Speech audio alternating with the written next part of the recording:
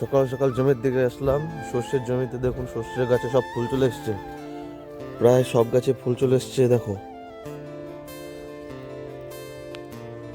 দেখতে পাচ্ছ তোমরা? একটা জমিতে জল দিয়েছি, সেচ দিলাম, তারপরে কেমন বড় হলো।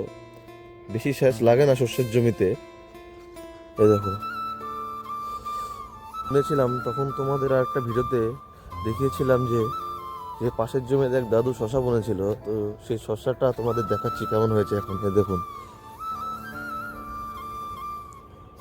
পোকা লেগে গেছে, পোকার ওষুধ দিতে হবে শশাতে, কারণ পাতার মধ্যে প্রচণ্ড পোকা লেগে গেছে। আমাদের জমির পাশে আরও কিছু সবজি চাষ হচ্ছে, তোমাদের সেগুলো দেখাচ্ছি।